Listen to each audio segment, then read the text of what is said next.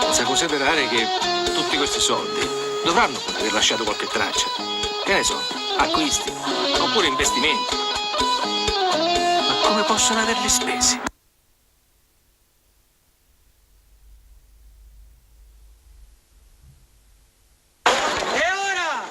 Cosa succede qua? Come l'aria, dai. No, signora, tranquilla, non succede niente, andiamo avanti, va. Dai, in casa, non c'è niente a guardare. Avanti.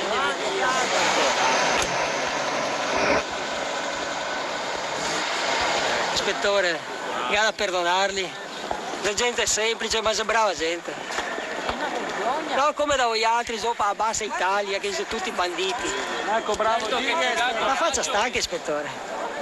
Sai che ha dormito poco stanotte, eh? Andiamo qua al bar, se c'avevamo un caffè. Il bar è come se fosse il mio. Dai, andiamo al bar, dai. Come buoni amici, dai. Dai, ispettore. Pezzo di merda. Guardi che l'aspetto al bar, per il caffè! Devi lavorare, devi fare qualcosa, cazzo! A vedere qua coi mani mamme, giri i coglioni! Dai, aria! Comunque, bravi, neanche vergogna! Dietro te.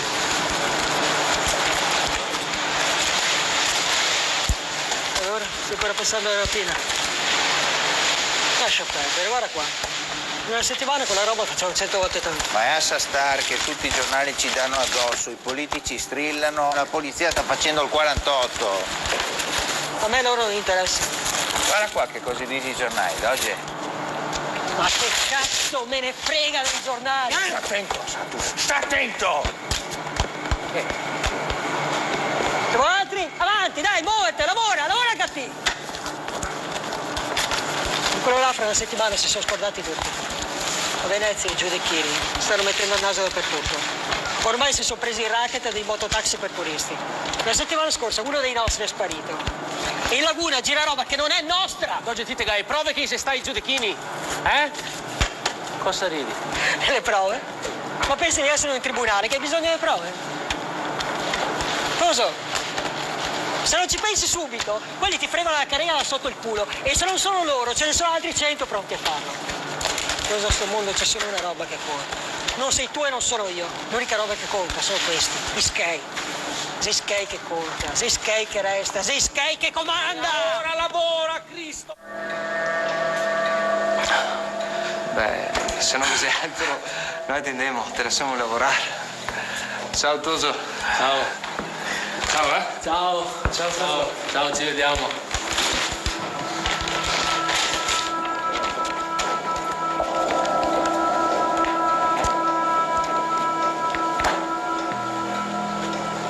Sono stati loro. Non hanno mai mandato giù che a Venezia come andiamo noi altri. Ma non te vedi con nega la testa per fare una roba del genere? Può essere sta chiunque, siciliani, calabresi, napoletani e via dicendo. Sky non era così buono a far entrare uno che non conosceva. Non si sarebbe fidato, se no. Non è stato un affare, è stato uno di noi altri. E ora te potresti essere stanca a te d'oggi. Ehi Toso, adesso dobbiamo sentire anche Beppi per fare un lavoro. Da quando sei andato in prigione, qua tutti gli tira su a testa. Tutti gli vuoi comandare e tutti gli ha da dire la sua. Qua te da comandare solo che ti, come che l'era una volta. Lo devi far vedere a tutti chi è il Toso.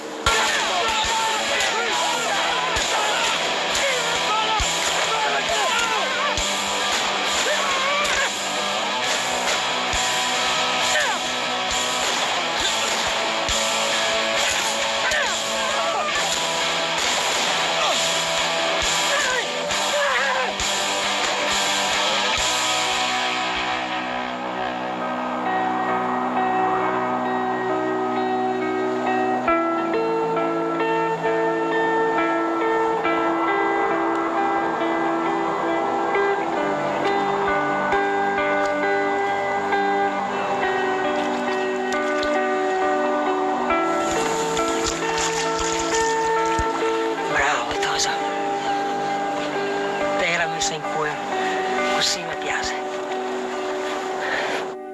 Il problema è che Skate era matto quasi più di te oggi. No, lei che lei era buona. Ricordate il Moro sempre con la camicia celeste? Documenti, forza. Il Moro era forte. Documenti. Ispettore, non stiamo disturbando nessuno, ci lasci stare che se meglio anche a pareo. Documenti. Ah, vai, Mora, va, dai. Si è impegnato.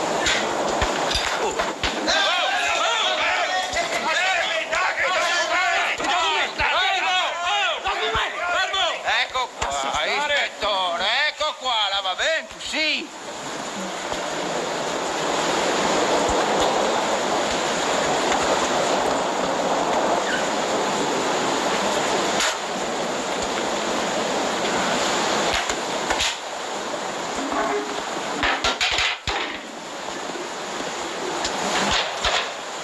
Ma mettete in culo i documenti, cazzo!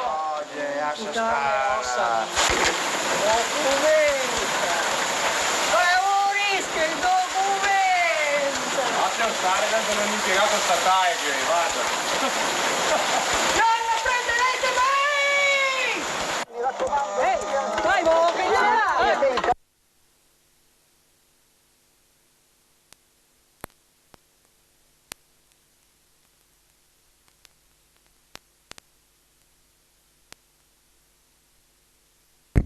Ecco, prova. Ecco, abbiamo fatto questa introduzione un attimo per entrare nel clima della storia, anche se molti di voi e di noi la conoscono. Innanzitutto io volevo ringraziare della presenza, di essere qui tra noi, Giampaolo Manca, Danilo Guerretta, giornalista che lo intervisterà, e anche il nostro Diego Pagotto, che abbiamo visto qui durante le recite del film. Ovviamente qui alla mia destra avete visto ci sono i libri poi che Giampaolo magari anche potrà farvi anche una dedica, un autografo sul libro. E che dire, innanzitutto io mi presento, io sono Enrico Renosto, sono qui di Santabona e sono portavoce di un'associazione che si chiama Quartieri Vivi e Attivi, e colgo l'occasione anche per ringraziare i ragazzi che vedete lì, Gianfranco, Sartori, Luca Onorato, Beppe Fantin, mia sorella Rosita, Marco, insomma tutti i ragazzi che ci hanno dato una mano per realizzare questa serata. Ringrazio anche la parrocchia dell'Immacolata e il parroco che ci ospita. Non può essere qui questa sera per impegni legati alla Quaresima e le attività di parrocchia diocesani. Ovviamente voi potete chiedervi perché abbiamo chiamato Giampaolo Manca qui a Santabona. Il motivo è semplice. Io sono 40 anni che abito qui in questo quartiere e 40 anni fa insomma, la situazione non era così facile come lo è oggi. Santabona, Via Ronchese era considerata un po' il Bronx della città. Era una vita abbastanza dura, una vita abbastanza intensa. Io ovviamente poi sono cresciuto e ho toccato marginalmente quel passaggio là, però i racconti ce li hanno fatti e sappiamo cosa è passato per queste strade. Sappiamo anche però che questo territorio, grazie all'impegno delle persone nel corso degli anni, si è riscattato. Molte persone che nella loro vita hanno compiuto degli errori si sono reintegrati nella società, conducono oggi una vita normalissima, anzi una vita quasi esemplare, perché io ritengo che chi, poi Giampaolo forse lo dirà meglio, lo esprimerà meglio, ma chi è stato perdonato riesce a perdonare meglio.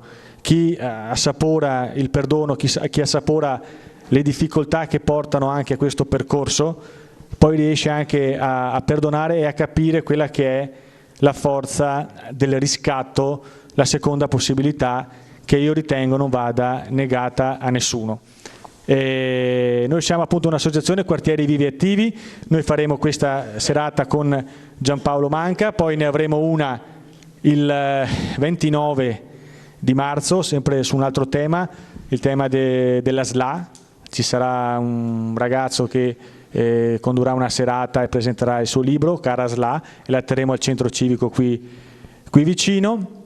Che dire, io non mi dilungo oltre, sappiate che dopo lì c'è anche un piccolo punto ristoro con della birra, delle Coca-Cola, un caffè per chi vuole, e sappiate che tutto quello che noi raccogliamo qui questa sera sarà utilizzato per le attività di quartiere, soprattutto rivolte ai giovani. Grazie a tutti e spero che sia una buona e intensa serata. Va bene?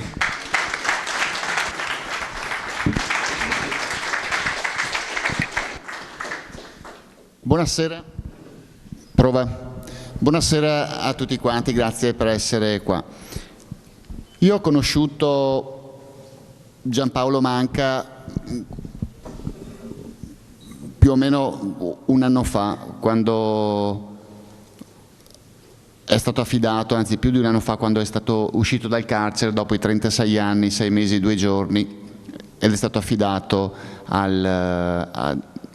in una comunità in provincia di Rimini. E una delle prime cose che ha fatto Giampaolo Manca, appena uscito dal carcere, è cercare di parlare attraverso i social. Credo che quotidianamente facevi qualche post spiegando questa cosa che aveva in testa lui, cioè questa voglia di fare qualcosa per aiutare i bambini in difficoltà, aiutare una sorta di casa famiglia per aiutare le famiglie, le mamme e i bambini in difficoltà. E nel mio percorso giornalistico mi sono occupato per tanti anni della mafia o mala del Brenta, di Maniero e compagni, e Giampaolo Manca lo può testimoniare. Quando l'ho chiamato per intervistarlo avevo letto per anni tutte le centinaia e le migliaia di pagine relative agli atti processuali che lo vedevano coinvolto. Ci sono alcune cose che mi hanno sorpreso in Giampaolo Manca e che lo hanno differenziato dagli altri componenti della Mala del Brenta che io ho conosciuto attraverso, per esempio, un rapporto epistolare nei carceri.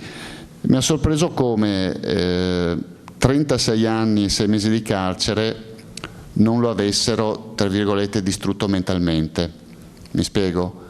Altre persone dopo 20-30 anni di carcere, appartenenti alla Mala del Brenta, erano completamente inaffidabili quando mi raccontavano le cose, quando mi raccontavano e cercavano di ricordare anche le attività criminali che avevano fatto. A me è sempre piaciuto, io ho fatto un libro nel 2006 ancora, dove una parte parlava della mafia e della criminalità in Veneto, dove almeno 50-60 pagine erano dedicate alla Mala del Brenta. Mi sarebbe molto piaciuto, e quindi a Felice Maniero, no? Mi sarebbe molto piaciuto fare un altro libro cercando loro, quindi i sodali di Felice Maniero, quelli che erano finiti in carcere dopo la collaborazione o pentimento di Felice Maniero, per raccontare anche quegli episodi, quegli anni criminali visti anche dall'altra parte, perché aveva parlato di fatto solamente Felice Maniero e quindi noi avevamo una realtà processuale e avevamo la realtà, la voce unica di Felice Maniero che spiegava come fossero andate le cose. Ebbene, tutti questi interlocutori che ho avvicinato, che sono andato in carcere a trovare, con i quali mi scrivevo, non ho ritenuto fossero affidabili e quindi ho abbandonato l'iniziativa. A maggior ragione l'ho abbandonata adesso dopo che è uscito il suo libro, perché insomma c'è ben poco altro da aggiungere. Il libro All'inferno e ritorno per i puristi, per gli scrittori, è un libro fatto male e lui lo sa. Non c'è stato fatto alcun editing. Ogni tanto si perde una pagina, un nome sbagliato, però è un libro intensissimo. È un libro davvero che racconta come mai è stata raccontata quel periodo della nostra storia. Non per niente faranno un film. Non è che i registi, i produttori facciano beneficenza. Se vedono una storia che vale la pena, la traducono in un film. In questo momento c'è Pagotto che sarà nel film, l'abbiamo visto anche recentemente in prima serata con Redland, c'è il figlio Armando e c'è Vincent Cassel come attore che farà proprio Giampaolo Manca, con una straordinaria somiglianza tra l'altro, non solo per il naso mezzo storto, ma tra Vincent e Giampaolo Manca giovane. Ti ho fatto un grande complimento. Grazie. E quindi se voi leggete questo libro è un libro davvero molto emozionante. Io ho tante domande, le ho già fatte in passato nelle altre interviste e pensavo di fargli una serie di domande ripercorrendo un po' il libro, ma ripercorrendo soprattutto dal punto di vista cronologico la sua vita, per poi lasciare la parola a voi perché immagino che abbiate molte domande da fare. E partirei dall'inizio, Giampaolo. Nasce a Vicenza con un papà a Venezia, con un papà uomo dell'Ottocento, finanziere, quindi massima espressione delle forze dell'ordine, con la mamma che gestisce un importante hotel in centro, quindi una famiglia benestante, una famiglia numerosa, tanti fratelli, un fratello gemello con il quale c'è un rapporto particolare, ma il piccolo Giampaolo dentro ha qualcosa, no? Qualcosa che lo fa di fatto fuggire quotidianamente da casa e andare in strada. Com'era Giampaolo Manca da bambino?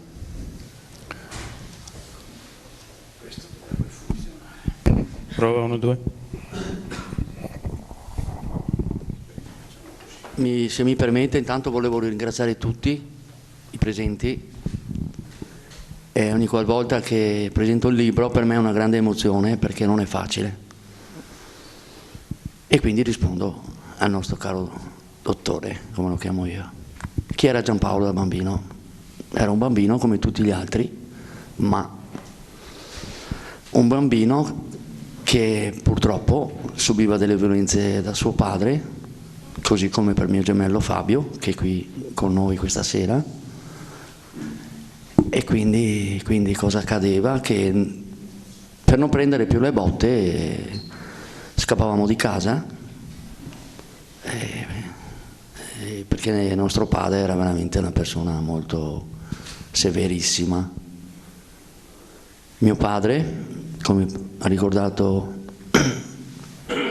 il nostro intervistatore, era un uomo dell'Ottocento. Mio padre era sardo e suo papà, Giovanni, mio nonno in questo caso, usava questo metodo per insegnare a mio padre e agli altri fratelli di mio padre, ed era un padre padrone. Mio padre a sua volta l'ha fatto con me e Fabio, e spesso e volentieri anche con mia mamma ci picchiava. E come dicevo, per non pigliare le botte scappavamo di casa. Ed ecco, nasce da qui questa ribellione che ti rimane dentro, e poi, come già altre volte ho detto, questa violenza rimane, e vuoi o non vuoi, almeno a me è successo questo, è successo a Fabio, questa violenza la fai gli altri, perché credi che sia giusto questo, perché dici la fa mio papà, quindi mio papà sta insegnandomi questo. Ecco come nasce la mia ribellione. Lei comincia subito a comportarsi, insomma, in modo illegale, no? E c'è un primo episodio con lei e il suo fratello, 14enni, no? Che potrebbe essere anche così circondato da un alone di impresa epica, e cioè loro tentano di rubare lo yacht di Onassis, che era ormeggiato. Allora Onassis era a Venezia assieme a Jacqueline Kennedy, e tentano di rubare lo yacht, ma a 14 anni non sono in grado di manovrare questo yacht. Allora se ne vanno con il Riva, un motoscafo che era abbinato, insomma era il tender di questo yacht, questo Riva incredibile, e così scorazzate per una notte in mezzo alla laguna, no? Sì, ricordo ancora questo episodio. Avevamo 13 anni, ci fu una festa in maschera a quei tempi, venne tutta Hollywood, tutto il jet internazionale, e ricordo benissimo, dissi a Fabio, mi rivolgo a lui adesso, lui si vergogna, io no, ma cosa dici se rubiamo gli yacht di Onassi? Ma mi dice, ma sei impazzito? Ma dai, così domani tutti i giornali ne parlano. Insomma, sta di fatto che lo convinco, ci voleva ben poco, è mio gemello, quindi. E quindi niente, andiamo alla Madonna della Salute e vediamo questo panfilo maestoso, bellissimo, e lì per lì abbiamo capito che era impossibile portarlo via, era 60-70 metri di lunghezza, quindi. Però ci guardiamo, vediamo, c'è un riva, come diceva bene prima, è il tender, la scialuppa. Un riva è un motoscafo molto importante, rinomato, no? Dai, ci guardiamo e ci buttiamo in acqua, un paio di bracciate e rubiamo sto riva, stupendo, mio fratello ride e niente, restiamo con questo nostro amico, anzi nel libro scrivo il mio amico greco, gli abbiamo dato questo nome e sì, lo teniamo tutta la notte e poi finita la scorribanda lo leghiamo a una riva, in riva, fa anche rima, e così. Quella volta però papà non seppe nulla, perché? Ancora prima, io sorrido in queste cose qui perché erano veramente delle cose da ragazzini, poi non sorriderò più naturalmente, se voglio fare sta premessa. Mi pare che un anno prima rubiamo anche un battello della CTV, non so se chi conosce Venezia, sono quei motoscafi dove portano i turisti eccetera eccetera, anche lì, però lì quella volta papà ci trovò e immaginate cosa può essere accaduto, tante botte, e ci prese, era con i suoi colleghi della finanza, quindi insomma lei, ecco le nostre prime imprese. Facciamo un salto di qualche anno, non tantissimi, quando Giampaolo Manca ha 17 anni e mette a segno un colpo particolare per Venezia, perché viene, tra virgolette, profanata la chiesa forse più amata dai veneziani, ancora più della Basilica. Un colpo che le frutta a 17 anni 100 milioni di lire. Cosa è successo? Accade che un magnate inglese, un miliardario, commissiona un furto di opere d'arte. Ci fu fatta un'offerta di 300 milioni. Io ero ragazzino, avevo 17 anni circa. Sì, c'è 17 anni qualche mese. E conoscendomi un po' per la mia spavalderia, insomma, la mia audacia, tra virgolette, mi contattano dei ragazzi e mi chiedono se ero disposto ad andare con loro e io cosa dovevo fare. Io mi dovevo nascondere dentro una cassapanca in questa chiesa e a mezzanotte in punto avrei dovuto aprire la porta del retro della chiesa. Io, birichino, dissi di sì e con un mio compagno entriamo in chiesa e, stando attenti che il sacrestano non ci notasse, mi intrufolo dentro in questa cassapanca, chiude e se ne va. Mi portai con me una grande sveglia perché avevo paura di prendere il sonno. E quindi cosa accade? Accade che dopo circa un'ora e mezza sento dei passi che si avvicinano e lì per lì dico mamma mia, mi hanno visto, mi hanno preso. Non era quanto magari il carcere se mi arrestavano. Pensavo alle botte di mio papà, stavolta qua mi fa nuovo. E cos'era? Era una suora, viene vicino alla cassapanca, apre, ho detto è fatta. E con questa manina piccola entra, prende un cuscino. Io cerco di rimpicciolirmi, non respiro più. Avevo una paura, signori.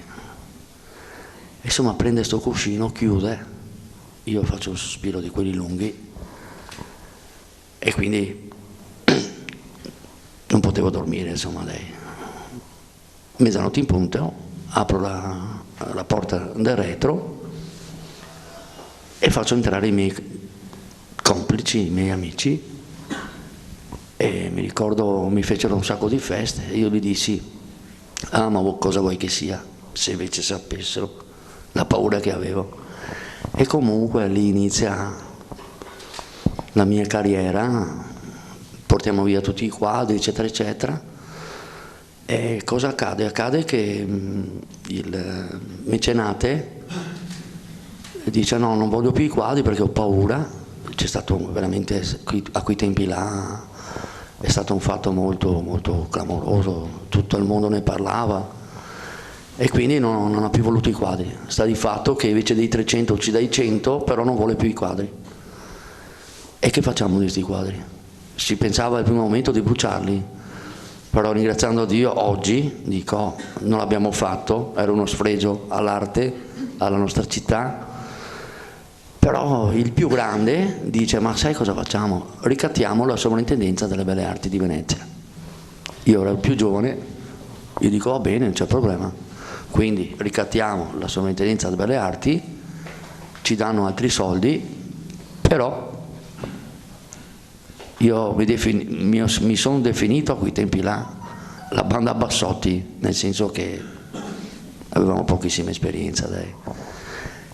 Ci danno questi soldi, erano tutti segnati, poi ci arrestano a Bassano del Grappa, c'era anche mio fratello che non c'entra nulla, e ci portano a Venezia e lì c'era il dottor Salvatore Barba, il dottor Ennio Fortuna, i vertici dei carabinieri, e mi trovano in tasca dei soldi, spengono le luci in questo ufficio, e dico adesso mi danno una passata, e invece no, accendono una luce ed era una luce viola, mi ricordo, e sti soldi li mettono sopra il tavolo e lì vedo le firme del dottor Salvatore Barba, del professor Valcanover, che era appunto il sovrintendente per le arti di Venezia. Accendono la luce e il dottor Barba mi dice: e questi? Ah, questi sono quelli di mia mamma, e mi dà uno schiaffone. Perché? Perché il dottor Salvatore Barba era amico di mio padre, di mia madre, e venivano sempre a casa mia, io lo chiamavo lo zio. Pensate, lo zio. E quindi adesso, da qui inizia la mia carriera, nemmeno farò apposta, io stasera sono qui, sono a Santa Bona, e a Santa Bona mi portarono, ero minorenne, al carcere, deve essere qui vicino mi pare, non so dove sia, e proprio prima di arrivare ho pensato a quel momento, ho detto da dove inizia tutto, inizia da Santa Bona. Perché? Perché poi lì conosco gran parte dei ragazzi della Riviera del Brenta, tutti giovani come me, quindi minorenni, e da lì ecco come nasce questa amicizia che poi... Una delle prime persone, dei primi tra virgolette criminali, anzi senza virgolette, che lei conosce in carcere è Silvano Maestrello, Cocis. Bandito veneziano, Robin Hood, che ruba ai ricchi per dare ai poveri, circondato da imprese epiche, evasioni, un acrobata insomma tra le mura delle carceri. L'ultima volta che l'ho intervistata, parlando di Cocis, lei si è commosso. Chi era per lei Silvano Maestrello? Sì, ogni volta che ricordo lui mi commuovo, perché la storia di Silvano è una storia incredibile, drammatica. Silvano era la mamma di Silvano ha partorito 11 bambini, però Silvano non aveva il papà, nel senso che sua mamma si prostituiva, ecco. Stiamo parlando degli anni 40, c'era la fame e Silvano è stato l'emblema della vera povertà. Quando era piccolo dormiva nelle cassette dei limoni, per farvi capire. Silvano a 4-5 anni veniva picchiato come accadeva a me, ma era poverissimo, povero, quindi io lo ricorderò sempre nel mio cuore. E appunto io già di lui si parlava quando appunto avevo 17-18 anni. E per noi ragazzi era un idolo, nel senso che, conoscendo la sua storia, gli volevamo tutti bene, dai, tutti, a prescindere. E con Silvano è iniziata una carriera vera. Assieme a Cocissi, assieme a Paolo Bogo, iniziate a girare l'Europa, questa volta non per, come avete fatto a 14 anni, per farvi un giretto nei tender, ma vere e proprie rapine, assalti a gioiellerie, pelliccerie, e ogni rapina fruttava centinaia di milioni. C'è una rapina particolare ad Amsterdam che invece di qualche centinaia di milioni di vecchie lire ha fruttato qualche miliardo. Com'è andata? Io penso che quella lì sia stata, o è stato, l'input per non fermarmi più, perché quando inizi a avere queste cifre perdi la testa e quindi non ti fermi più, non te ne frega più di nessuno e diventi maledetto come è accaduto a me. Ma voi di queste enormi quantità di soldi, no? Abbiamo visto le immagini del capannone con i sacchi di denaro eccetera, qua stiamo parlando anche del traffico di droga, ma ci arriveremo, no? Voi a 17-20 anni di tutti questi soldi cosa facevate?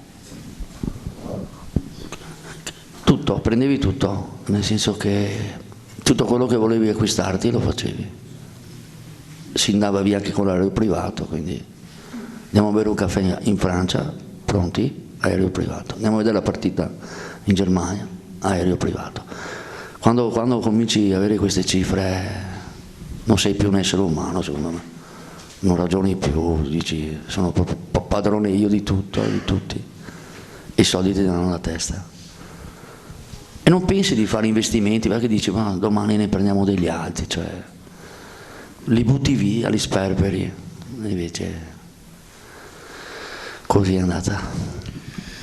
Quando si fa una rapina bisogna avere anche le armi, e avere armi significa essere pronti a sparare ed essere pronti anche a difendersi se le forze dell'ordine vi sparano. Lei era pronto a sparare? Ero pronto. Quando fai queste cose devi mettere in preventivo che può accadere che vieni ucciso, loro sparano, spariamo anche noi, perché detta oggi mi fa rabbrividire, però a quei tempi non avevo queste remore, nel senso che se sparavano sparavamo anche noi, forse sparavamo anche prima di loro perché sapevamo che, ma giustamente loro sono lì, fanno il loro dovere, quindi rispondiamo a vicenda. Senta, lei aveva 20 anni nel 1974 quando la donna della sua vita, una compagna di tutta la vita, la signora Manuela, le dà un figlio, Armando. Neanche la nascita di un figlio l'ha fermata nell'escalation criminale che forse iniziava proprio da quel momento. No, guardi, quando è nato mio figlio c'è stato un momento che ho detto basta, perché era doveroso farlo, però accade una cosa molto grave, che la magistratura di Venezia ha ritenuto che non potevo più stare a Venezia, nel senso che per le mie gesta, le nostre gesta, e quindi mi mandarono via da Venezia, una misura di sicurezza, sono obbligato, quello che danno i mafiosi per capirci, e così mi allontanarono da Venezia. Io lì non l'ho presa bene, perché? Perché stavo lavorando nell'ambito turistico a Murano e quindi avevo la mia famiglia, mia moglie, il mio bambino piccolo, e lì non mi è andata giù, perché ho sempre detto ma tenetemi a Venezia, mi controllate sempre, mi date gli orari, io non posso uscire, Dico, più controllato di così. Io l'ho vista come una carognata, perché avevo 20 anni, certo, non ero stato un bravo ragazzo, questo indubbiamente, però lì è stata la mia rovina, cioè rovina nel senso che se ero un ribelle lo sono diventato 100 volte di più, e ho detto no, io ci vado, anzi no, mi hanno mandato, sono scappato, poi mi hanno arrestato a Chiasso, mi hanno riportato di nuovo a Battipaglia, vicino a Salerno, e lì è venuta sulla Manuela, mio figlio, e siamo rimasti là 2 anni.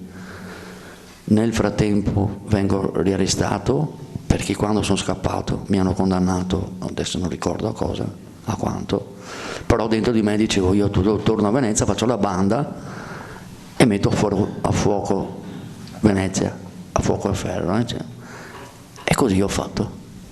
Senta, lei è nato nel 1954 come Faccia d'Angelo, che lei chiama, come poche volte ho sentito, Ciarcottola Gonna, perché insomma era molto legato alla mamma.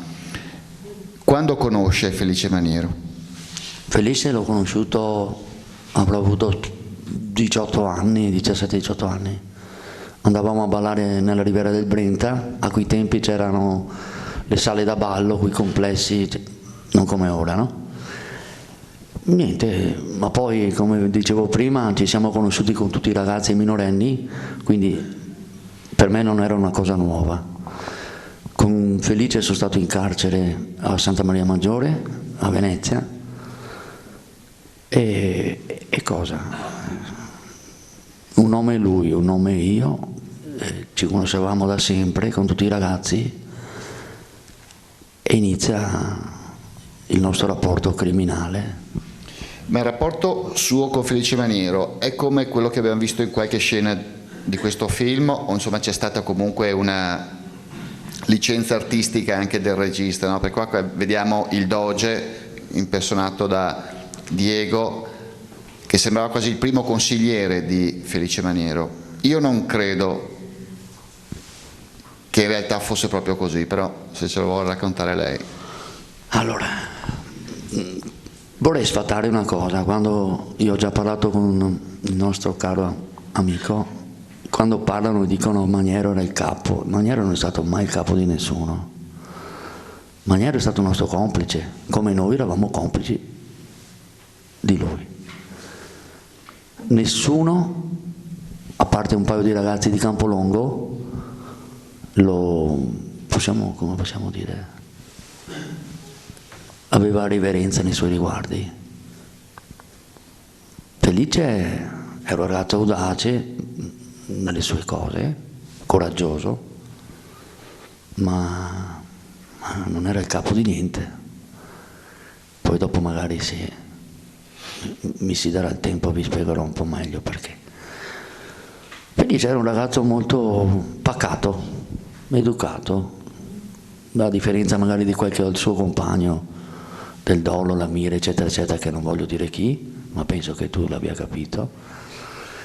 E lui si distingueva da questi perché sa, l'entroterra della campagna, eccetera, eccetera, con questi modi ruvidi, questi modi sbrigativi, però Felice era educato, una persona educata, sì, questo sì.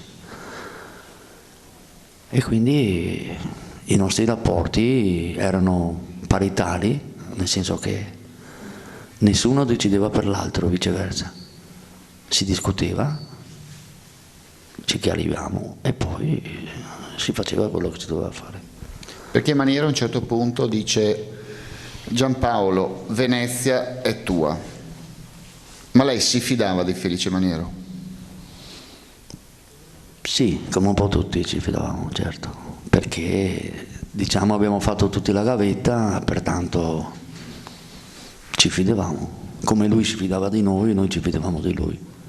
Il gruppo vero era composto da 15 persone, quelle che tiravano un po' le fila e quelli che decidevano il da farsi. E non puoi non fidarti, se no altrimenti non vuoi fare certe cose. Quindi è stato camaleontico, ha sempre nascosto la sua vera indole, nel senso che io oggi dico che forse non è più un tradimento, perché in me è cambiato moltissimo il mio modo di pensare, però è stato un tradimento alla fine, e quindi è stato un opportunista, questo sicuramente. Prima di passare a parlare del traffico di droga, secondo me è la cosa più criminale che avete fatto, che lei ha fatto. Tornerei su Venezia per parlare anche dell'attività dei cambisti. I cambisti, ovviamente illegali, sono quelli che sono fuori del casino di Venezia, e quando il casino ha un imprenditore, uno che è dentro che gioca, non fa più credito, quando finisce i soldi andava da loro, faceva un assegno con il 20% di interesse se non sbaglio, e lui gli dava i contanti. Viaggiavate di notte con valigie piene di soldi, cambiavano 40-50 miliardi di lire di assegno ogni anno, e credo che fosse un guadagno di 20 milioni a notte, forse anche qualcosa di più. A un certo punto Maniero, che capisce che questo è un business ma non ce l'ha lui in mano, la notte dei cambisti manda i suoi a Venezia, in centro storico, fa fuori tutti i cambisti e mette i suoi. Doveva esserci anche lui, anche Giampaolo Manca, ma qualcuno l'ha avvisata di non andare. E se qua stasera forse è anche perché qualcuno l'ha avvisata di non andare. Certo. O sbaglio? Sì, sì. Cosa accade? Accade che, sì, appunto, come diceva il nostro amico, noi cambiavamo circa 50 miliardi all'anno. Tutta Venezia ne era coinvolta, imprenditori, ristoranti, alberghi.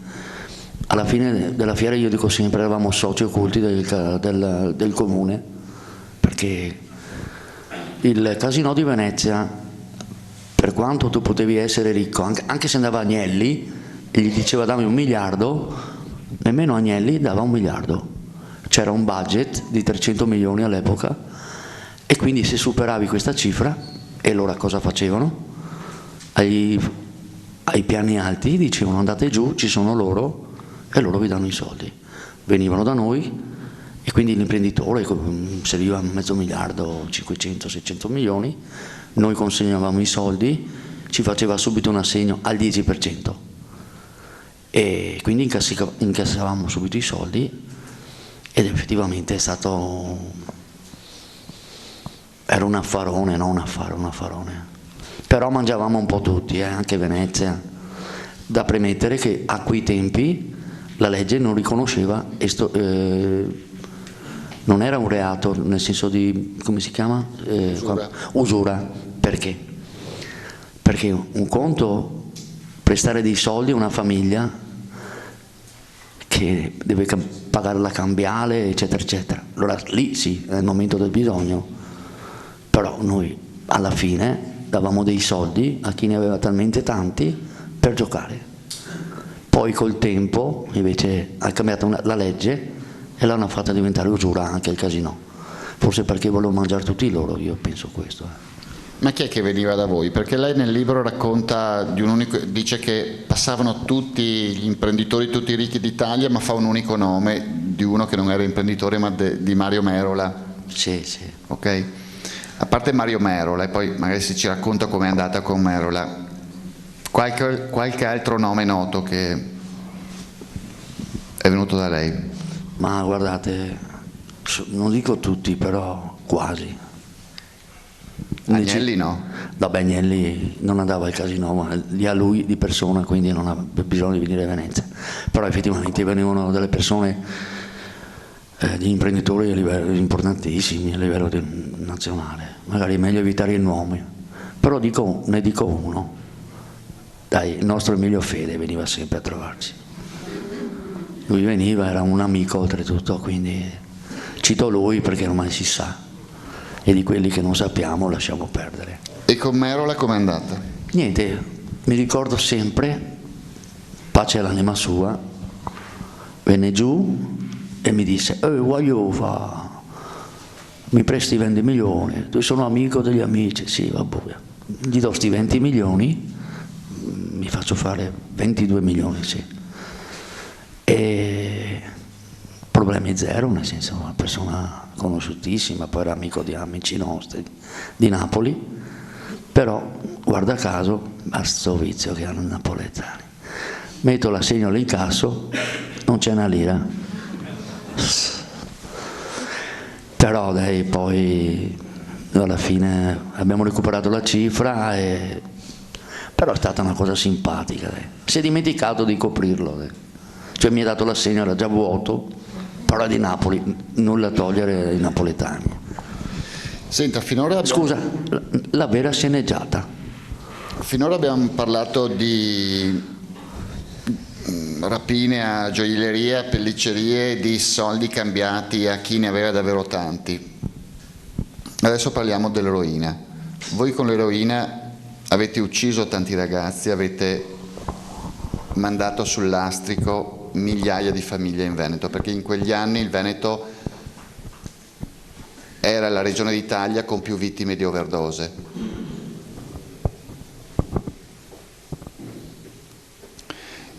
E lei parla del traffico di eroina in un capitolo che è il più lungo, il più importante secondo me del libro, con un titolo significativo che si chiama Senza scrupoli. Quando voi avete iniziato con l'eroina e quando avete capito che questo era un business che vi poteva rendere 10 volte quello che vi rendeva il casinò? Abbiamo parlato di 20-30 milioni a sera col casinò. Spiccioli in confronto ai soldi che facevano con il traffico di eroina. Quando c'è stato questo passaggio? Io ho molti rimorsi nella mia vita, dei miei comportamenti, però questo, io ho ucciso delle persone, purtroppo, ma vi giuro che questo è un rimorso che è indelebile, non potrà mai passare. E lì ci siamo sporcati noi le mani, l'animo, siamo diventati degli infami, e dico una parola forte perché nella malavita la parola infame è la cosa peggiore. E purtroppo è accaduto questo. Quando Felice dice ma se non lo facevamo noi lo potevano fare gli altri, non è vero niente, non è vero niente assolutamente, l'abbiamo voluto fare, siamo stati dei vigliacchi perché la parte più debole è stata colpita, questi ragazzi giovani, le famiglie, e poi ho toccato anch'io con mano nella mia famiglia dei morti per overdose, quindi che dire, è stata una vigliaccata contro queste famiglie, questi ragazzi giovani. Ha detto bene, purtroppo tantissimi morti.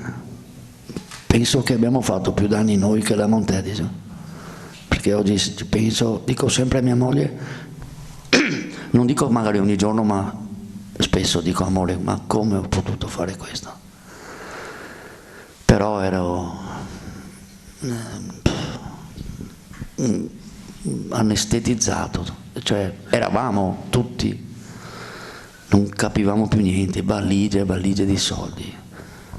Pensi di essere il padrone del mondo e non te ne frega niente di nessuno. Non ti guardi dietro, vai avanti. La droga è stata la peggior cosa che abbiamo potuto fare. Non dovevamo assolutamente mettere le mani in quella cosa. L'abbiamo fatto. Io sono certo che quando sarà il momento che il giudizio è quello vero, non quello dei tribunali, e lì io spesso parlo dell'inferno, però se ci vado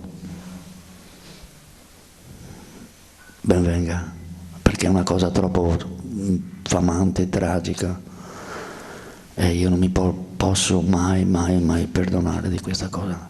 Io vengo qui, lo dico pubblicamente, voglio che la gente capisca,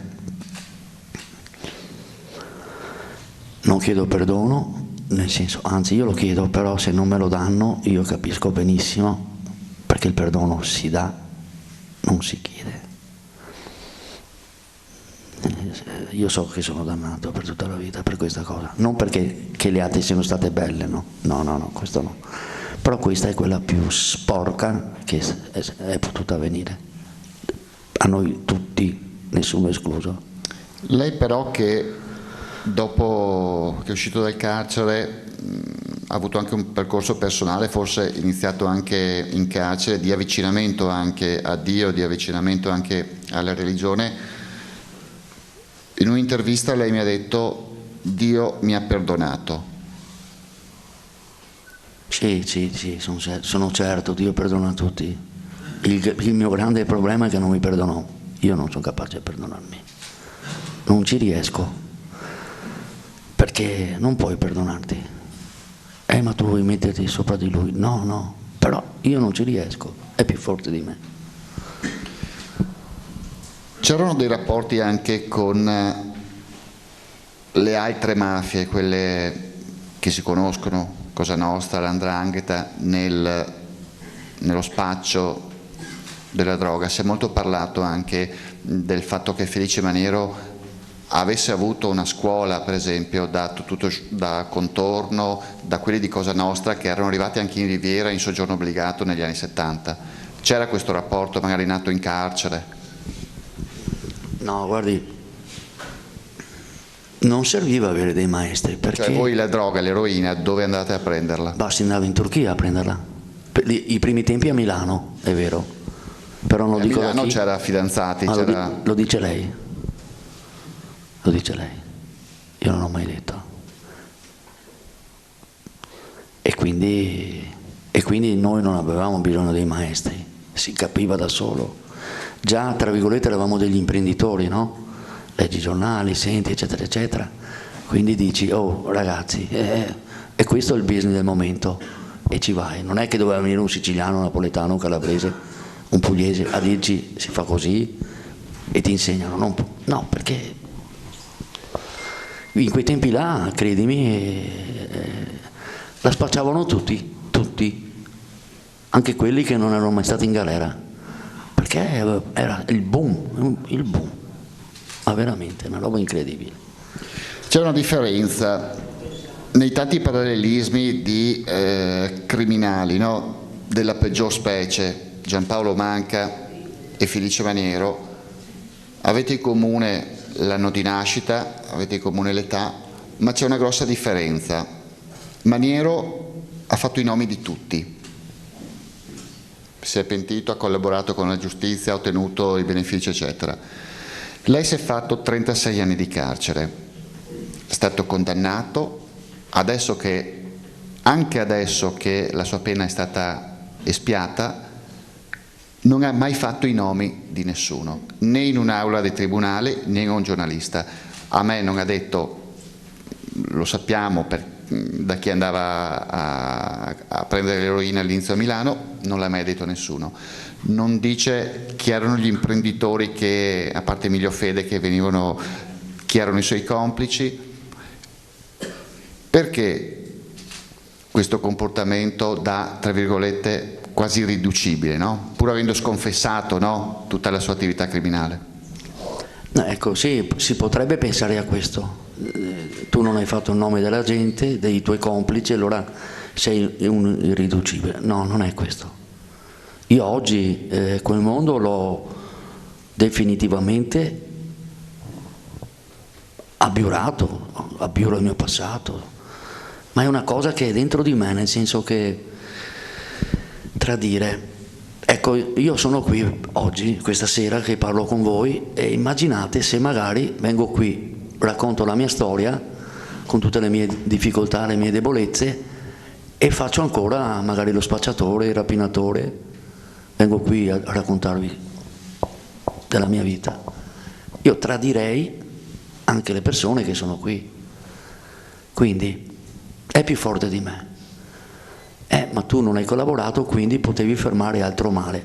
È vero, Tecnicamente potrebbe essere questo. Però cosa posso farci? Per i magistrati io sono ancora un irriducibile, anche se oggi, se sono qui, lo devo a loro, quindi presumo, anzi tolgo il presumo, è la verità. Se posso stare qui con voi, io dovrei essere a casa alle 8, invece ho il permesso del magistrato per poter presentare il libro ed essere con voi. Quindi hanno capito che non sono tanto così irriducibile. Quello è stato un momento, un periodo, e quindi...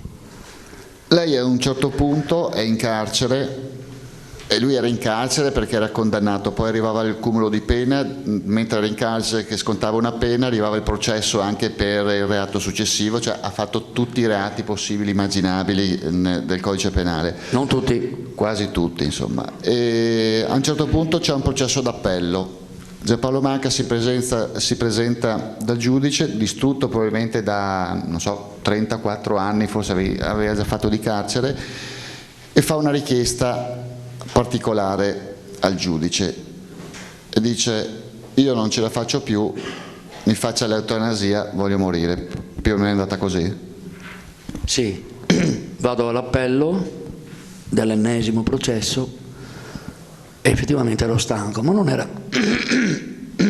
il carcere ero stanco psicologicamente, dicevo va bene, il mio passato è stato quello, capisco, però basta, insomma, mi ho dato la prova che io non sono più quello di un tempo. E mi rivolgo al Presidente della Corte d'Appello e dico: Presidente, stando così le cose, le chiedo espressamente di fare un'ordinanza, mi faccia fare una puntura, qui chiudiamo la storia, e chi si è visto si è visto. Il Presidente mi ha guardato e mi fa: Manca, lei ne ha fatti tutti i colori.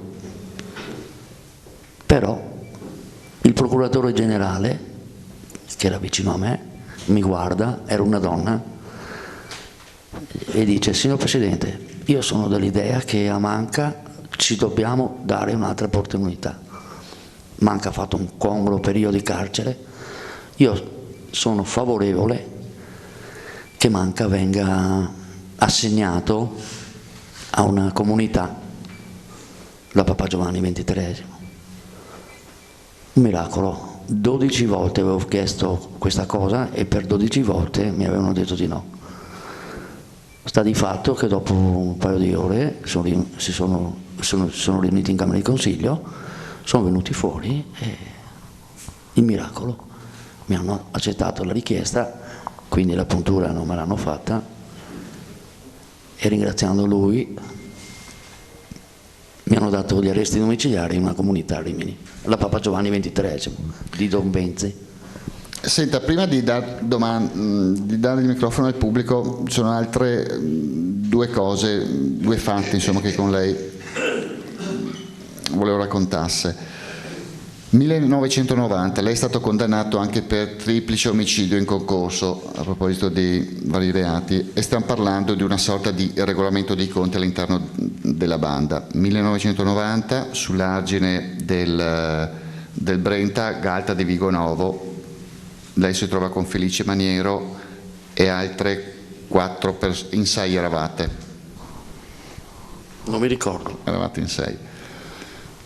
E uccidete i fratelli Rizzi e Padovan. I Rizzi erano i cosiddetti giudecchini, controllo dello spaccio di eroina a Venezia, e anche Padovan. Lei li considerava i ragazzi, perché i Rizzi, uno in particolare dei 3 che avete ucciso, era sempre con lei nelle rapine. Che cosa è successo quella notte? Sotterrati sottoterra, i corpi sono stati trovati 5 anni dopo nel 95, dopo la collaborazione di Felice Maniero. E lei, a proposito, scappa anche con la macchina dei Rizzi, arriva a Treviso per nasconderla, altro legame, no? con Treviso. Che cosa è successo quella notte sull'argine del Brenta?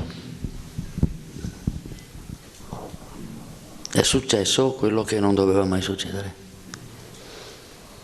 C'è stata una diatriba tra di noi e... Allora,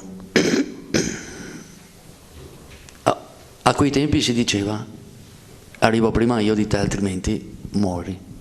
Questa era la legge della malavita e lo è tuttora. E quindi questi dicevano in giro: dobbiamo ucciderli, dobbiamo far qua, dobbiamo far là. E siamo arrivati prima noi di loro. È stata una tragedia per tutti, per loro, per le loro famiglie, che io conoscevo molto bene. Ma d'altronde è la legge della malavita questa, insomma. E c'è chi dice che i Rizzi avevano nascosto della droga, se la volevano spacciare per proprio conto, c'è chi dice che uno dei Rizzi si era rifiutato, era scappato all'ultimo momento all'Excelsior, alla rapina all'Excelsior, no? Sì, Qual è la sua verità? La verità è questa, ha detto bene lei, e naturalmente lì hanno detto no perché ha ammazzato il marziano, non è vero nulla. Tutto nasce perché alla rapina all'Excelsior Cavò, appunto Alessandro Rizzi, oggi faccio il nome, mai fatto nella mia vita,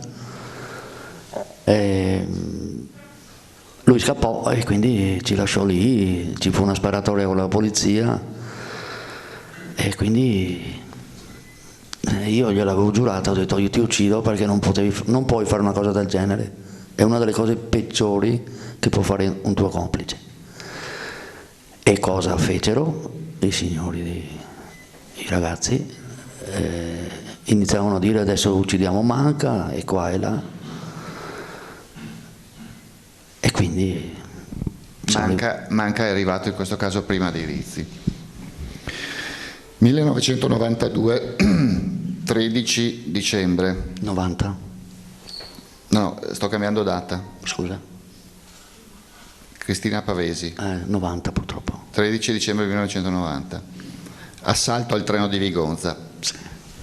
Lei, anche agli atti processuali, non c'entra niente con quell'esplosione che ha causato la morte di Cristina Pavesi, ragazza di Conegliano, studentessa di Conegliano, e 13 feriti, alcuni anche in modo grave. Però il giorno dopo quell'assalto in tutti i telegiornali c'era la sua foto. Questo è il capo della banda che ha ucciso Pavesi, che ha fatto saltare il treno. Sì, è successo questo. Perché? Allora, torno un po' indietro di qualche mese, ci fu data un'informazione che un treno che partiva da Venezia e andava a Torino aveva un carico d'oro per 30 miliardi circa. Venivano a Vicenza, caricavano e andavano a Torino. E allora cosa decidiamo? Che abbiamo bisogno di qualche ragazzo di quelli tosti, quindi la nostra squadra e un po' di ragazzi del Piovese, cioè di Campolongo Maggiore.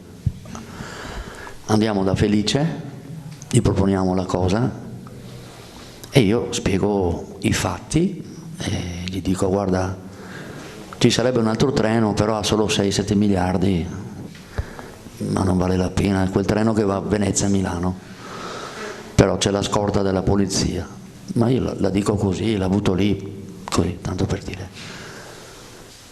E nel frattempo prepariamo il colpo al treno che va da Venezia a Torino. Io addirittura ho le chiavi di quel treno.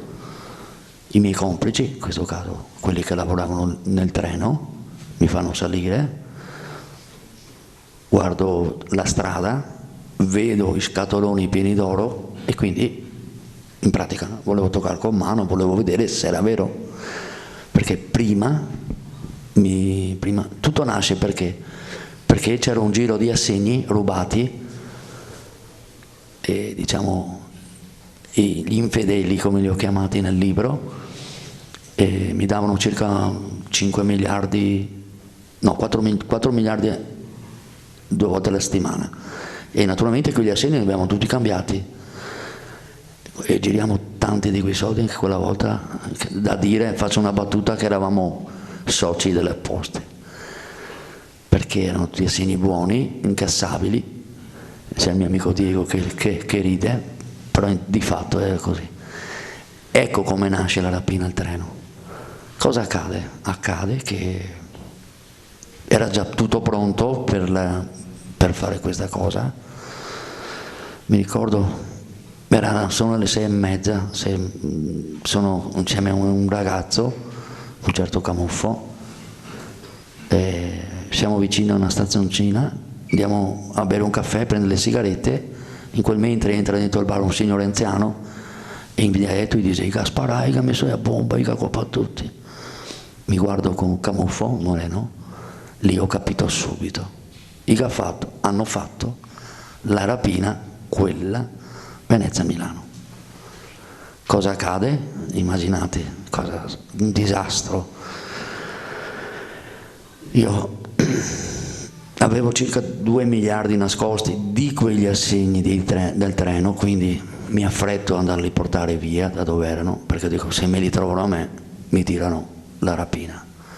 Riesco a portarli via, vado a casa di Camuffo, in una casa di campagna, e lì dopo 5 minuti arriva una nuvola di persone, erano i ROS, i carabinieri, e lì mi dicono subito: sei stato tu, figlio di eccetera eccetera eccetera. Io lo guardo e dico: ma cosa stai dicendo? Sei stato tu, sono sicuro, avete ammazzato una ragazza, ci sono decine di feriti, insomma. Morale della favola, vengo arrestato. Il giorno dopo dice: bene, il nostro amico, sono nei giornali con scritto: è stato lui, ecco il capo della banda, eccetera eccetera. Mi buttano in carcere. Prima mi fanno lo stub, sarebbe il guanto di paraffina, negativo. Sì, significa che non ho mai avuto che in quel frangente nelle mie mani non erano sporchi di polvere da sparo. Comunque sì, rimango in carcere, però alla fine non c'è nulla contro di me, c'è solo qualcosa che si saprà dopo, e vengo scarcerato. Vengo scarcerato, nel frattempo mi arrivano degli ordini di custodia, di carcerazione, scappo via, insomma andiamo via in Sud America, prendo mia moglie, mio figlio, mio suocero, il cane e i canarini e scappiamo via. E dopo 7 anni, vengo a sapere che il generale Ganzer, noto capo dei ROS, poi col tempo, al processo degli omicidi Rizzi, a una precisa domanda del presidente Campanato, che gli chiede: ci potrebbe spiegare la persona di Maniero Felice? E lì in quel momento il generale dice: c'è un episodio molto indicativo, la rapina al treno Venezia-Milano. Siamo andati subito a casa sua, dopo poco del fatto, e in quel frangente Maniero ci disse: la rapina l'ha fatta Manca Giampaolo, Patarello Paolo, Moreno Camuffo, eccetera eccetera. Quindi già da allora Felice faceva il doppio gioco. Ecco perché era la loro certezza che ero stato io. E io mi chiedevo sempre: ma come fanno ad avere questa certezza? Perché non solo nel 92 poi mi fanno il mandato di cattura per la rapina al treno, inventandosi una storia che un mio amico addirittura, prima di morire, perché aveva questo rimorso di questa rapina, che era morta la ragazza, eccetera eccetera, dice che siamo stati noi, che sono stato io, che io ho organizzato, eccetera eccetera. Però il morto non poteva più essere esaminato all'udienza, all'incidente probatorio, fatalità. Le cassette che ci dovevano essere, dove appunto questo signore diceva che la rapina l'ho fatta io, non c'erano, non c'era nulla. E quindi io vengo a sapere dopo 6 anni che Felice mi aveva addossato le colpe a me. Io ringrazio Dio di non esserci stato in quella rapina,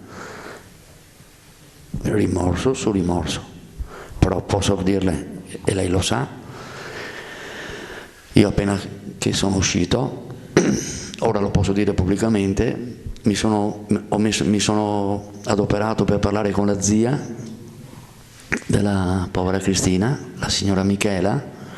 Sentivo una cosa dentro di me, dovevo parlare con lei, sono riuscito a parlare, ho spiegato e gli ho chiesto perdono, perché diciamo che anche un po' sono un po' responsabile moralmente.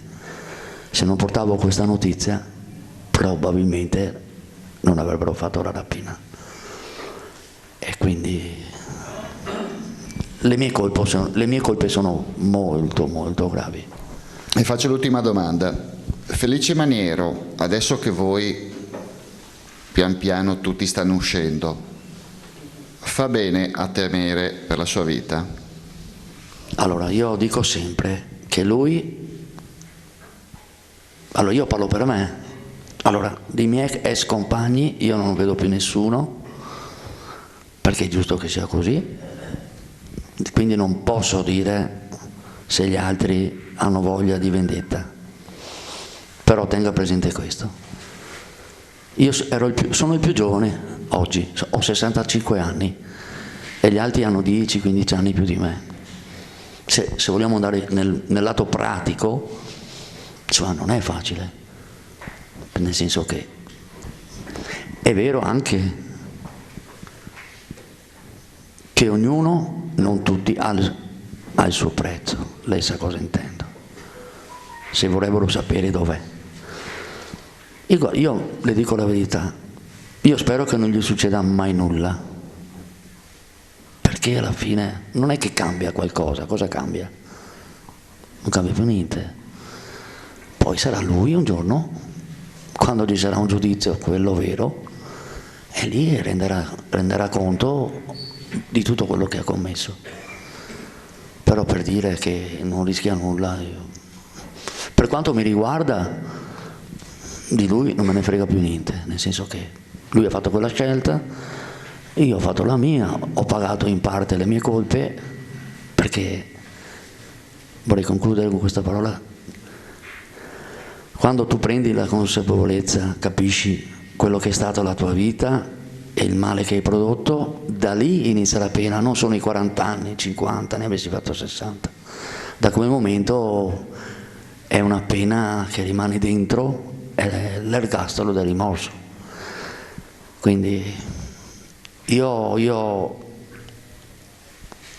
ne ho fatte troppe, quindi capisco che la gente mi possa guardare così e magari possono dire ma non ti crediamo, però libero arbitrio ce l'ha insegnato lui, quindi io fino a che morirò, quando sarà il momento, poi renderò conto a chi è sopra di noi. E questo era, insomma, è Giampaolo Manca. Prima di dare la parola a voi, se avete domande, io chiamerei qua Diego Pagotto, perché insomma tu hai interpretato, no, Giampaolo Manca, sei spesso alle presentazioni, quindi insomma l'hai conosciuto dopo averlo interpretato, immagino. Sì, molto dopo. Ecco. Quanta similitudine c'è tra il racconto che fa Giampaolo Manca e il film? Non lo so, adesso sentendo quello che dice lui, secondo me il film è stato più che altro costruito tenendo in considerazione quelle che sono state le rivelazioni di Felice Maniero, e quindi c'è quel punto di vista, secondo me, che poi è anche il punto di vista in un certo qual modo delle sentenze giudiziarie, perché alla fin fine teniamo in considerazione, anzi i giudici tenevano in considerazione quello che diceva lui, insomma. Poi per quanto riguarda il film, in effetti secondo me bisogna anche considerare che c'è un'esigenza di carattere tecnico, cinematografico, nel senso non è un documentario, non bisogna riprodurre la realtà così com'è, ma bisogna crearla in modo tale che sia appetibile per il pubblico, quindi a volte le cose vengono un po' stravolte, però vengono stravolte in modo tale da poter essere, come si può dire, apprezzate dal pubblico.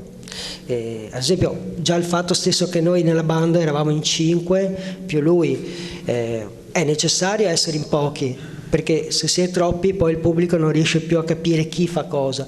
Poi il film sotto un certo punto di vista è anche tra virgolette diciamo stereotipato, nel senso c'è quello che guida sempre, che è Tavoletta, e lui guida qualsiasi cosa, che sia la barca, che sia il camion, che sia la macchina, lui guida sempre.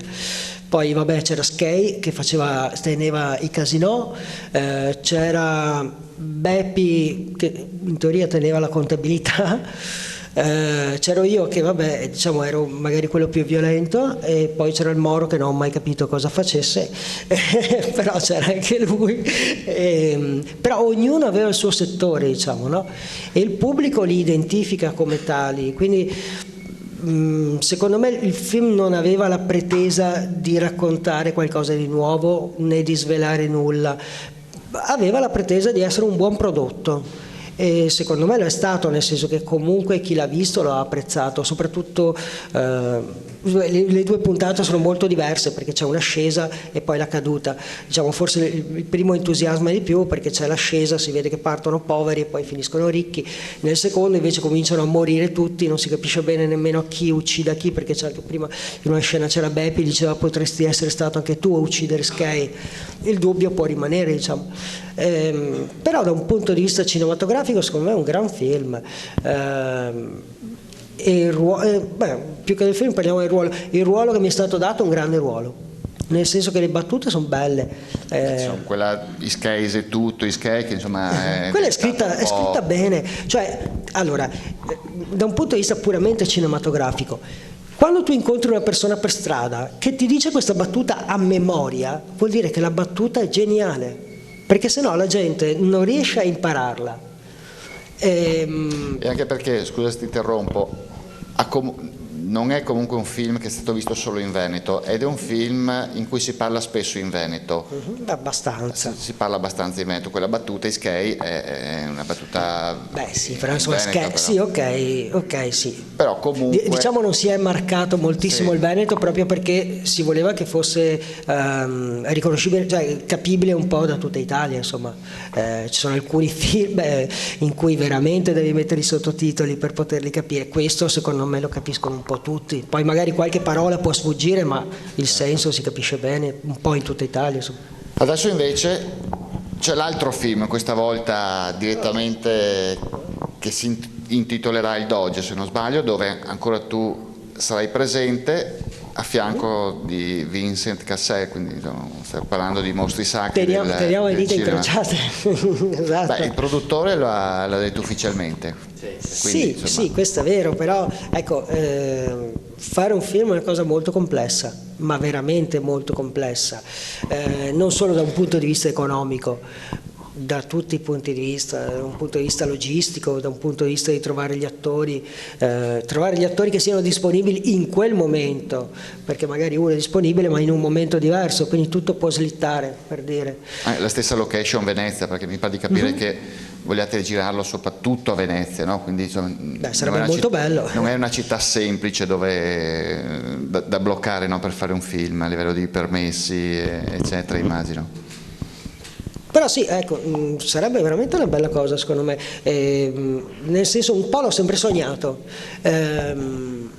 fin da quando ho fatto Faccia d'Angelo, anche perché appunto il mio personaggio, tu hai visto il film? Sì. Ok. Io sono stato con Elio Germano, è venuto in redazione una settimana a sbobinarsi tutte le cassette d'archivio che avevamo su Felice Maniera. Ok. Il mio personaggio, quello del Doge, perché alla fine del film Elio viene arrestato, il Toso viene arrestato, ok? Skay muore, il Moro muore, e poi chi c'era ancora? E Tavoletta, Tavoletta finisce in Sud America a farsi curare.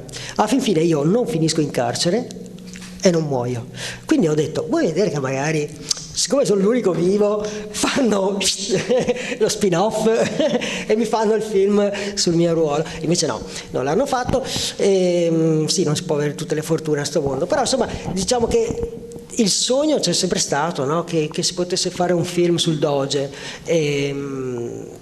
anche perché cioè lo dico proprio chiaramente, il ruolo del Doge, uno è il ruolo a cui sono maggiormente affezionato perché è quello più lungo, più complesso e che dà vita anche a dei rapporti con gli altri personaggi, rapporti importanti. E in più è il ruolo che mi ha permesso anche un po' di mostrare quello che posso fare, insomma, perché se mi fai fare un ruolo di 2 giorni, 2 battute, alla fine cosa posso fare io? Niente. Invece qua comunque di scene buone c'erano scene veramente belle, da un punto di vista tecnico della recitazione intendo, proprio scene che rimangono dentro nel pubblico, sono scritte da Dio. E un po' tutta la sceneggiatura è scritta bene, bisogna dirlo, e Andrea Porporati ha fatto veramente un grande lavoro. Quindi ecco, cioè, essendo il ruolo comunque più importante che ho fatto finora, è chiaro che la speranza di poter fare un film che comunque riprendesse questo ruolo c'è sempre stata, insomma. Poi è chiaro che adesso le cose si sono evolute e se c'è l'opportunità di avere un attore che ha comunque un peso sia a livello di nome sia a livello internazionale maggiore del mio, è chiaro che bisogna lasciare spazio, questo è fuori discussione, insomma, non pretendo di mettermi in competizione con Cassel, ci mancherebbe altro, insomma. Però ecco, la speranza di fare questo film c'è assolutamente, anzi la voglia c'è, veramente sarebbe una cosa meravigliosa, ma intendo proprio per la mia vita, cioè, a volte mi è capitato di dire Faccia d'Angelo è la cosa migliore che ho fatto nella mia vita, ma è così, cioè io credo che le persone non sappiano quanto è meraviglioso poter fare quello che vuoi fare, ma veramente. E poi magari, cioè io ho cominciato a fare l'attore nel 2000, Faccia d'Angelo l'ho fatto nel 2011. C'erano stati altri film anche belli, lì c'era anche L'uomo che verrà. L'uomo che verrà è uno dei film più belli che siano stati fatti negli ultimi 20 anni in Italia, ha vinto a livello internazionale qualsiasi premio potesse vincere, lì facevo un piccolo ruolo, facevo Pepe. Quella è stata una bella occasione, ne ho avute altre di occasioni, insomma volevo solo dormirle addosso, tutti prima, diciamo, altri film, Fuga dal call center, eccetera, eccetera. Però Faccia d'Angelo facevo veramente quello che volevo fare, mi era stata data anche la libertà da regista di poter esprimermi nel ruolo, cioè veramente era un momento, non so come dire, idilliaco sotto tutti i punti di vista. Il ruolo che avevo sempre sognato, la sceneggiatura che avevo sempre sognato, in più i ragazzi, devo essere onesto, sono tutti simpatici, abbiamo avuto veramente 2 mesi eccezionali, stavamo sempre insieme anche con tutti gli altri componenti della banda, insomma, eravamo una banda anche nella vita reale, nel senso stavamo sempre insieme, c'era una grande amicizia anche con Elio e quindi cioè, era tutto che era perfetto. Sì, sicuramente uno tra i 2 mesi migliori della mia vita, posso dirlo, assolutamente, lo direi sempre, perché è una cosa meravigliosa. E allora grazie anche a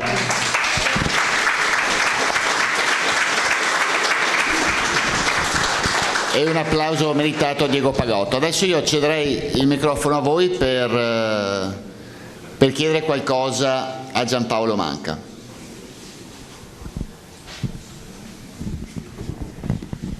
Prima di passare ai libri. Chi vuole fare la domanda? Si sente fare qualche domanda? C'è qualcuno? Uno che rompe il ghiaccio? Ecco. Eccolo qua.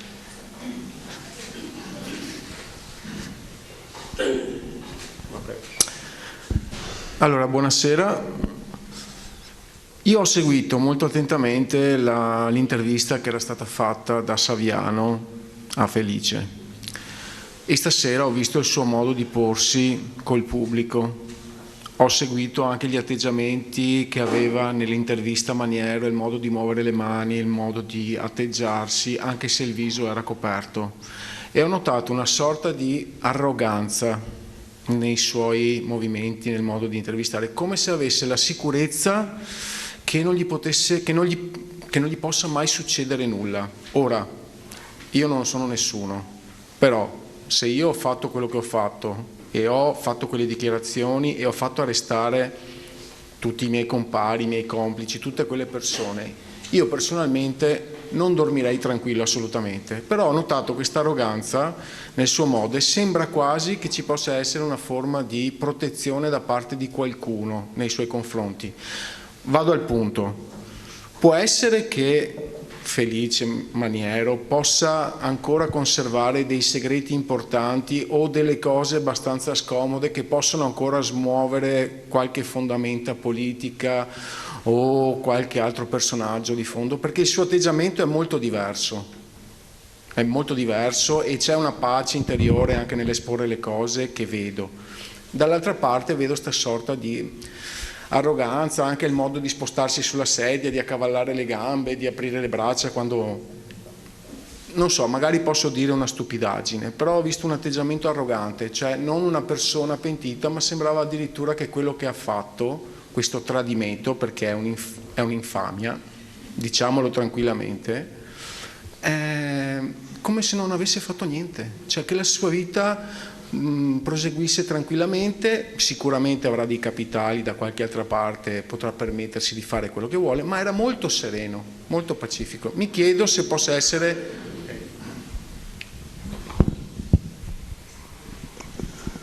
Allora, che belle domande mi ha fatto. Ma sai, forse è un suo modo di, come per dire, non ho paura di nessuno. Può pensare questo, però no, per quanto riguarda i segreti, allora, molto è stato detto i servizi segreti, eccetera, eccetera, non è vero niente, ti metto per iscritto a questo, perché ha fatto il nome di 500 persone più o meno, avrebbe fatto il nome anche di loro, non ne fregava proprio nulla. Magari uno può pensare non l'ha fatto perché ha paura, perché sa che quelli magari un giorno gliela potrebbero far pagare. Io ti assicuro, io sono testimone, le ho vissute. I servizi segreti sono intervenuti solo una volta, anzi loro hanno chiesto un favore a noi di far trovare delle armi, noi l'abbiamo fatto, tu ci dai una cosa, tu ci dai una cosa a me, io ti do una cosa a te, è finito. Politica mai è stata, perché forse ci sentivamo più forti dalla politica, nel senso che non avevamo bisogno di essere protetti. Parliamo delle corruzioni, quelle ci sono state, infedeli c'erano nelle forze dell'ordine, hanno anche confessato, quindi non dico nulla di nuovo. E sul fatto di Felice che, ma lui è così, lui... La sua scelta è questa. Sai cosa dice? Se mi vedo, io dico in veneziano, se mi vedo, se capisco chi sei qua vicini, mi aspetto i copo tutti. E questo me l'ha detto una persona che gli è molto, ma molto vicina. E forse uno dei pochi che possono andare da lui, senza chiedere i primi permessi, ecco, per capirci. Quindi ti faccio capire cosa, che come regola dovrebbe dire lui col suo metro, siamo i carabinieri perché mi parla vede delle persone che eccetera eccetera. Vi ho detto stesse esclusive parole. Se mi vedo, i copo tutti quanti. Quindi cosa significa? Che uno non ne frega niente, che uno va rimorsi del niente. Io ho sempre detto, quando Felice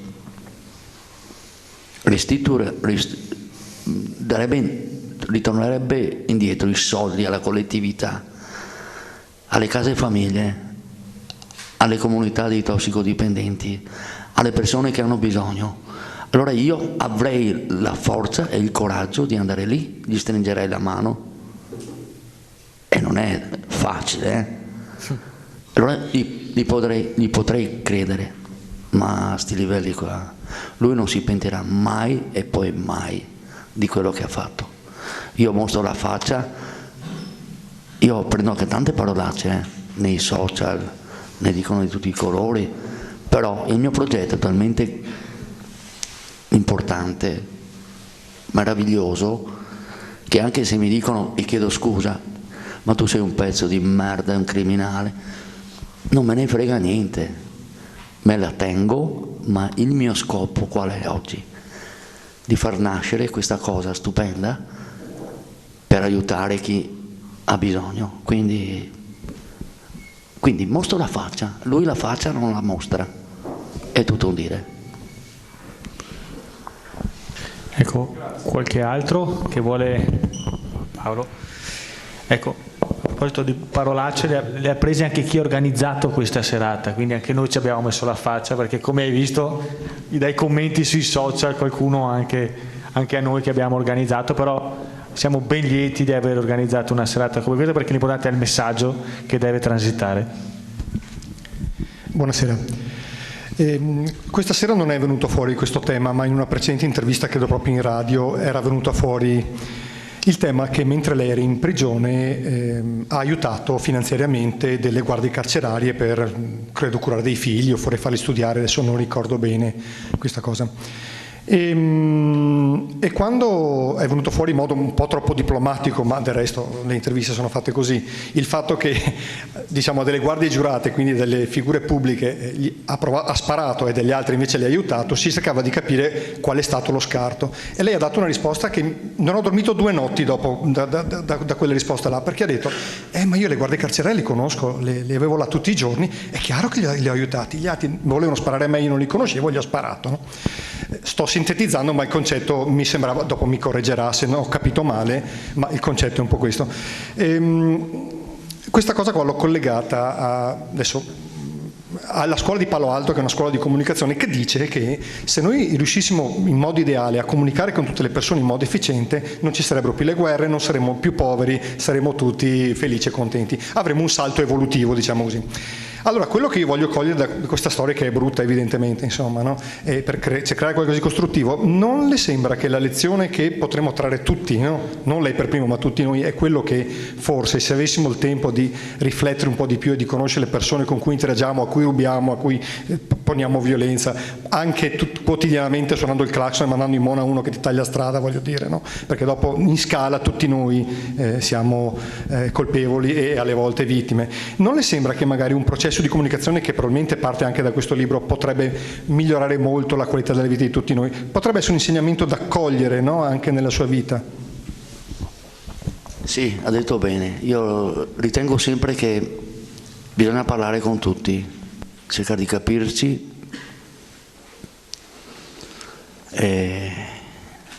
però non è così. Adesso lei è qui rispettosamente, mi fa queste domande. L'altra presentazione è venuto un carabiniere, si vantava di avermi sparato.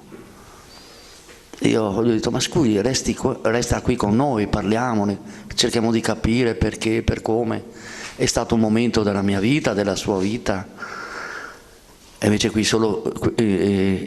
solo ingiurie, dovevi stare in galera, non avevi il diritto di essere qui a parlare oggi. Il mondo è questo, è questo, cioè c'è chi va bene e chi non va bene.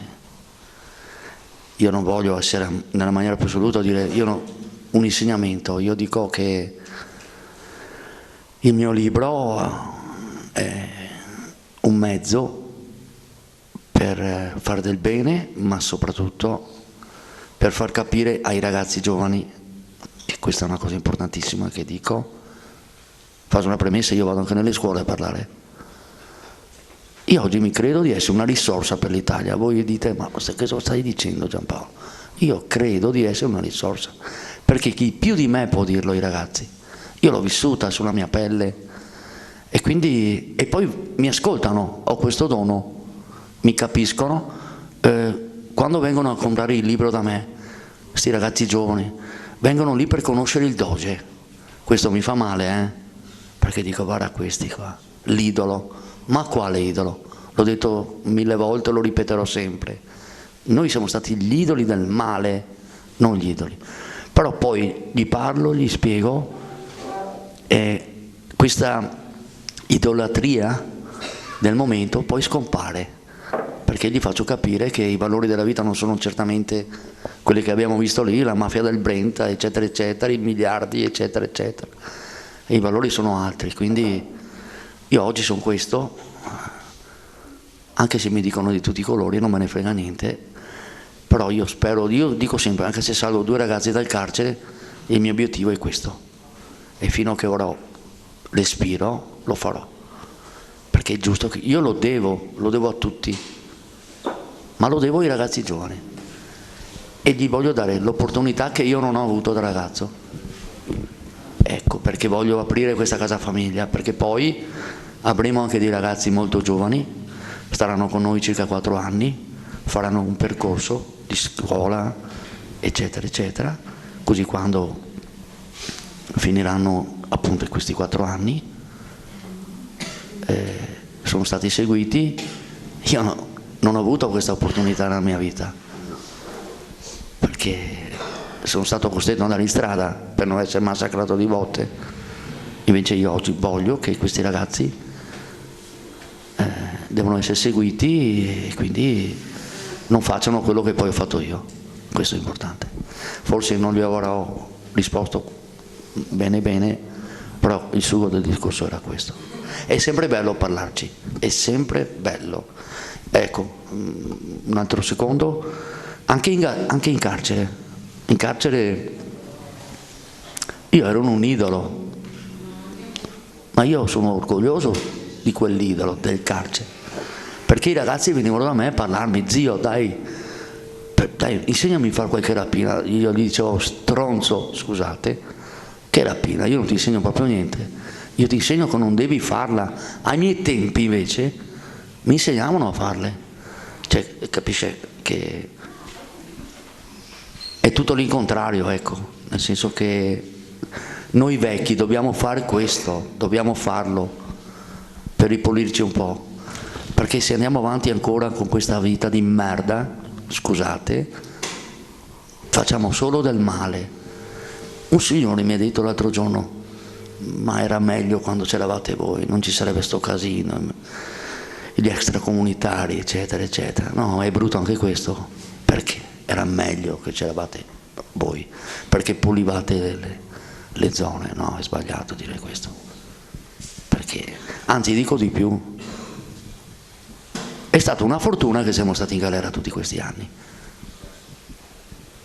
perché non abbiamo insegnato nulla a nessuno, perché potevamo insegnare alle nuove generazioni. Voi dite, abbiamo osservato almeno i nostri, poi quello che è arrivato c'è, e che facciamo?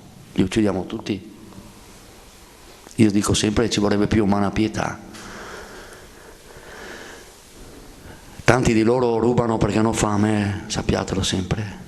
Io parlo degli extracomunitari, io in questo momento poi nei loro riguardi c'è, mamma mia, tanti mi criticano perché dico queste cose, però è giusto dirlo. Anche noi siamo andati all'estero, voi dite sì, ma non andavamo a rubare i nostri padri, certo, è vero, però quando c'hai fame e ti dà stomaco che ti fa male, un tocco di pane ti può mangiarlo.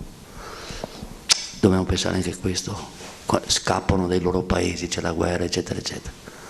Io starei giorni e giorni di parlare di questa cosa, perché la sento dentro di me, perché oggi danno tutto addosso a queste persone, dai, diciamolo francamente. Succede una roba se stavo lì, magari sta l'italiano. Vi ricordate Erika? Ah, sono stati gli albanesi. E invece c'era sta Erika e l'altra ragazza. Quindi dai.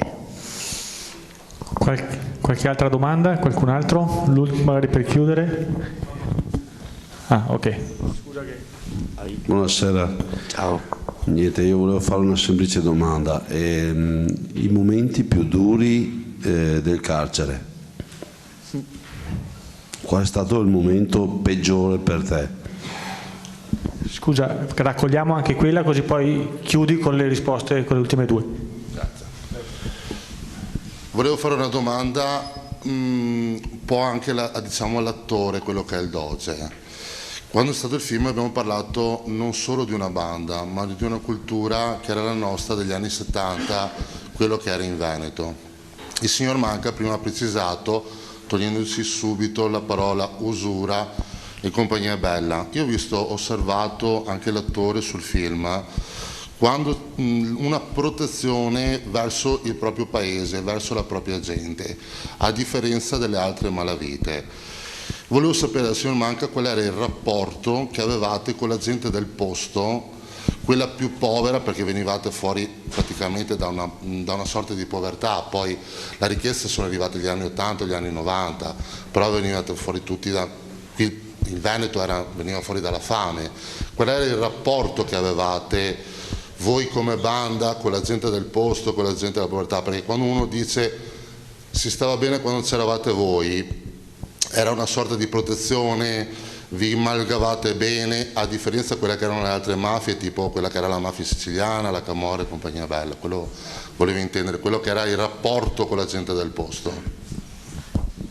Aspetta, l'ultima domanda la faccio io, visto che siamo qui anche a Santabona e non è stato toccato questo filone, forse che sono quello dei sequestri di persona, perché mi sembra di aver letto che ci fu anche un tentativo di rapimento anche di Benetton, che poi fallì. E dico questo perché ovviamente io sono la voce di Santabona, ma Benetton è nato qui a 300 metri di distanza, quindi se magari può farci anche questo passaggio su quello che sono stati i sequestri e la gestione dei sequestri di persona.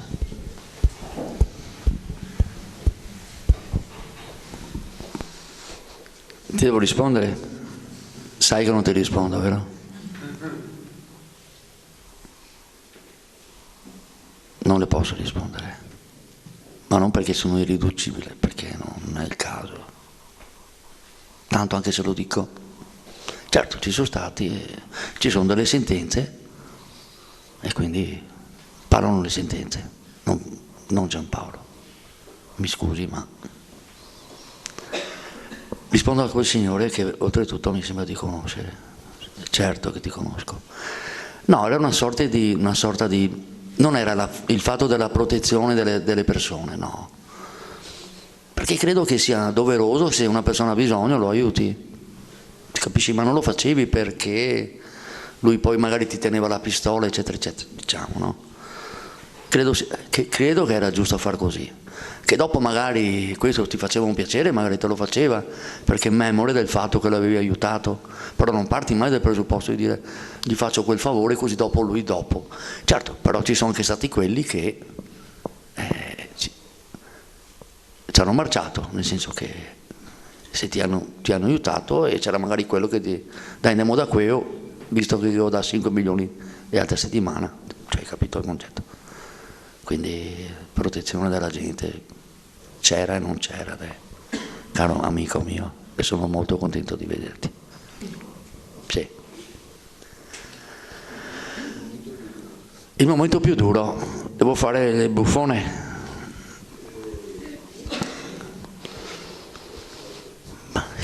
Io ero carcerizzato, nel senso che arrivi un momento che la vivi normalmente. Perché? Perché o ti uccidi, o fai il pentito, o evadi. Uccidermi, ho pensato qualche volta di farlo. Pentirmi, collaborare, scusa, no. E quindi vivi il momento, certo è stata dura, è normale, ho fatto 12 anni di isolamento, quindi.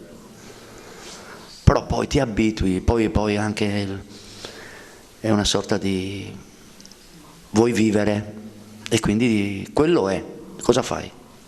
Ti ho detto ci sono 3 strade e io ho fatto la mia strada e poi è arrivato il momento. Quando mi hanno aperto quella porta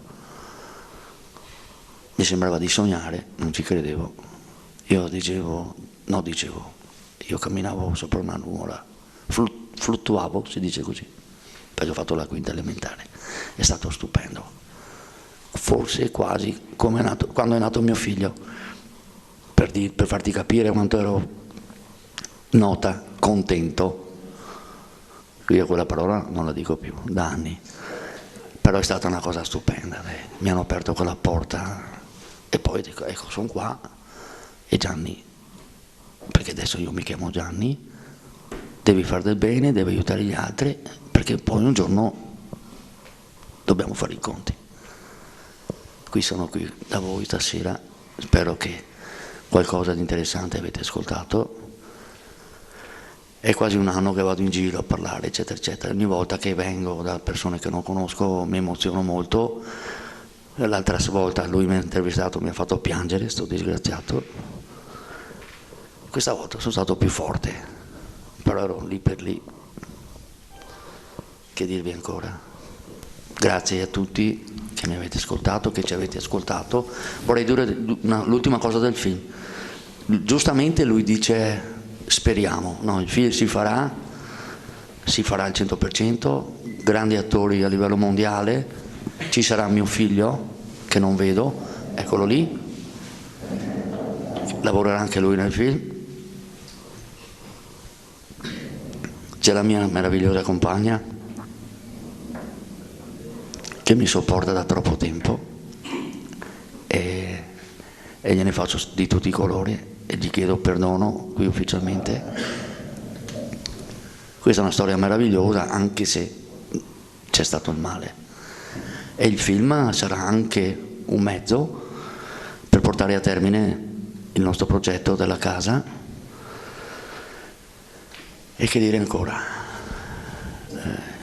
Con l'aiuto di Dio, dai, si può fare tutto, anche l'impossibile. Io tante volte mi dico, ma può essere che sei diventato questo? Sì, può essere. Non è che non ci credo, anzi molta gente non mi crede, però quando c'è Dio vicino l'impossibile diventa possibile e mi affido a Lui. Ecco qua, tutto qua. Grazie.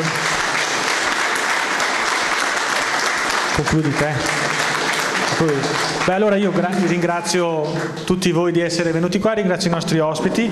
Ovviamente qui adesso abbiamo i libri che Giampaolo sarà onorato di firmare anche qualche dedica.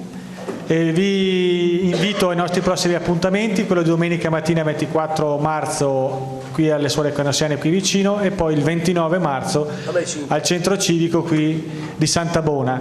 Grazie a tutti e buon rientro, speriamo di avervi dato un messaggio di speranza, perché non si smette mai di migliorare nella propria vita nonostante i percorsi e gli errori che si commettono. Grazie a tutti.